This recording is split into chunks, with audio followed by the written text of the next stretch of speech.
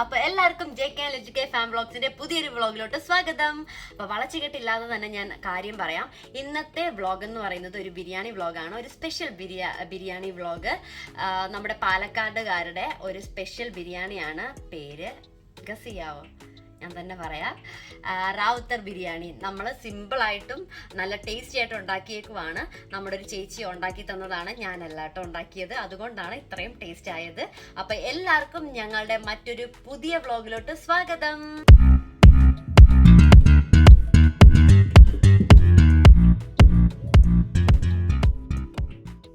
പിന്നെ please guys ഒന്ന് ക്ഷമിക്കണം, കുറച്ച് വെട്ടത്തിൻ്റെ പരിമിതികളൊക്കെ ഉണ്ട്. കാരണം ഡ്യൂട്ടി കഴിഞ്ഞ് വന്നിട്ട് ഒരു രാത്രി 7 മണിയൊക്കെ ആയപ്പോഴാണ് ഞാൻ ഈ ഇൻട്രോ എടുക്കുന്നത്.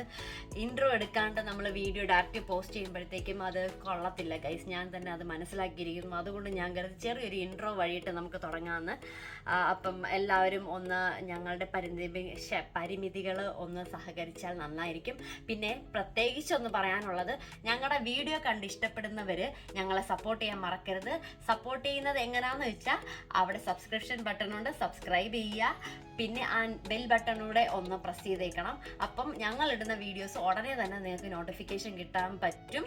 അതുവഴിയിട്ട് നിങ്ങൾക്കത് പ്രസ് ചെയ്യാം, നിങ്ങൾക്ക് ആ വീഡിയോ കാണാം, ഞങ്ങൾക്ക് സപ്പോർട്ടായിരിക്കും. അപ്പം എല്ലാവരും ഞങ്ങളെ സപ്പോർട്ട് ചെയ്യണേ പ്ലീസ്.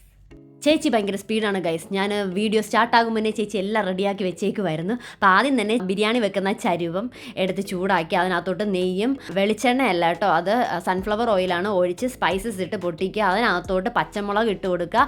പച്ചമുളക് ഇട്ട് കൊടുത്തതിന് ശേഷം നമ്മൾ അത് പൊട്ടാൻ നിൽക്കരുത്, മോന്തയ്ക്കോട്ട് തെറിക്കും. എന്നിട്ട് അതിൻ്റെ പുറത്തൂടെ ഇട്ട് കൊടുക്കേണ്ടത് സവോളയാണ്. ആവശ്യത്തിലധികം സവോള കിരികിരാന്ന് പറഞ്ഞിട്ട് അരിഞ്ഞ്, കിരികിരാന്നല്ല അരിയുന്നത്, സവാള കിരികിരി അരിഞ്ഞ് ഇട്ട് കൊടുക്കുക. നന്നായിട്ട് വഴട്ടിയെടുക്കുക. വഴലാൻ വേണ്ടിയിട്ട് കുറച്ച് ഉപ്പിട്ട് കൊടുക്കുക.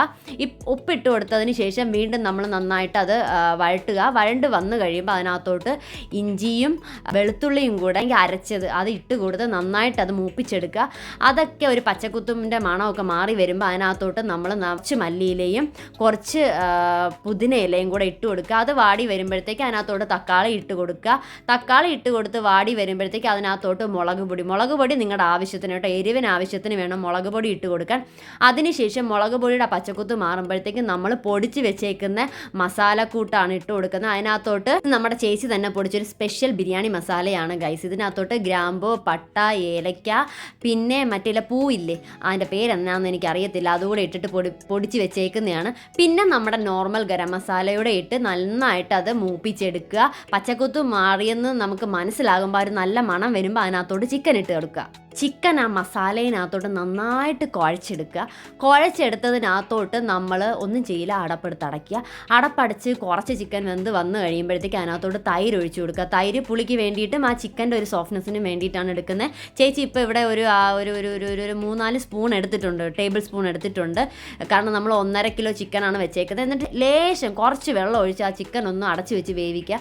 ചിക്കൻ നന്നായിട്ട് വെന്ത് വന്നതിന് ശേഷം നമ്മൾ അരി മുങ്ങിക്കിടക്കാൻ ആവശ്യത്തിന് വെള്ളം ഒഴിക്കുക. ആ വെള്ളത്തിൻ്റെ അളവെന്ന് പറയുമ്പോഴത്തേക്ക് ഇപ്പം 2 ഗ്ലാസ് അരിയാണെങ്കിൽ 4 ഗ്ലാസ് വെള്ളം എടുക്കണം. അപ്പം ഞങ്ങൾ എടുത്തേക്കുന്ന 1.5 കിലോയുടെ ബിരിയാണി റൈസാണ്. അപ്പം അതുകൊണ്ട് ആ സെയിം അതിൻ്റെ ഡബിള് ഞങ്ങൾ വെള്ളം എടുത്തിട്ടുണ്ട്. ഇപ്പം അളവെന്ന് പറയുന്നത് 1 ഗ്ലാസ് അരിക്ക് 2 ഗ്ലാസ് വെള്ളം. ഓക്കെ, എന്നിട്ട് അത് വെള്ളം നല്ലതായിട്ട് തിളച്ച് വരുമ്പോഴത്തേക്കും അതിനകത്തോട്ട് ഈ അരി ഇട്ട് കൊടുത്ത് നന്നായിട്ട് മിക്സ് ചെയ്ത് ആവശ്യത്തിന് ഉപ്പൂടെ നോക്കിയിട്ട് അത് അടച്ച് വെച്ച് വേവിക്കുക.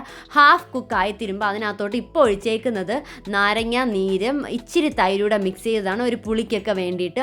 അതുകൂടെ ഒഴിച്ച് നന്നായിട്ട് മിക്സ് ചെയ്തെടുക്കുക. ഏറ്റവും അവസാനം കുറച്ച് എണ്ണയൊക്കെ തെളിഞ്ഞ് വരുമ്പോൾ അതിനകത്തോട്ട് നമ്മുടെ നെയ്യ് ഇട്ട് കൊടുത്ത് അത് അടച്ച് വെച്ച്, നെയ്യ് ഇട്ടതിന് ശേഷം നമുക്ക് പുതിനയിലയും മല്ലിയിലയും മണത്തിനും രുചിക്കും ആവശ്യത്തിന് വേണ്ടിയിട്ട് ഇട്ട് വെക്കുക. എന്നിട്ട് ഫോയിൽ പേപ്പർ വെച്ച് അടച്ച് അത് ദം ചെയ്തെടുക്കുക. ബിരിയാണി റെഡിയായി ഗൈസ്. നല്ല ടേസ്റ്റുള്ള ബിരിയാണിയാണ്. ഇതിനെയാണ് നമ്മൾ പറയുന്നത് Rawther biryani. Very good biryani.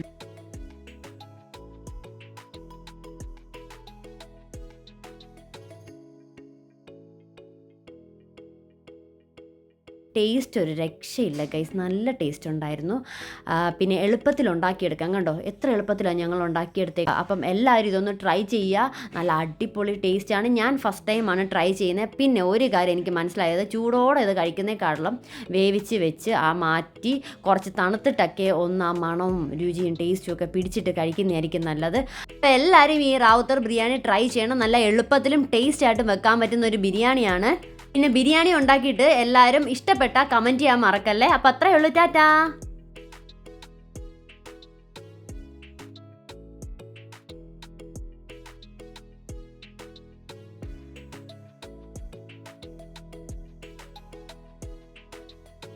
Guys, ഞാൻ വീണ്ടും വന്നേക്കുവാണ്, സബ്സ്ക്രൈബ് ചെയ്യാൻ മറക്കല്ലേ. പിന്നെ ഒരു കൊച്ചൊക്കെ ഉള്ളതുകൊണ്ട് ഈ ബിരിയാണി എടുക്കുന്നതിൻ്റെ ഇടയ്ക്ക് എന്തൊക്കെയാണ് സംഭവിച്ചതെന്നുള്ളത് നിങ്ങളൊന്ന് കണ്ടിട്ട് വരൂ ഗൈസ്.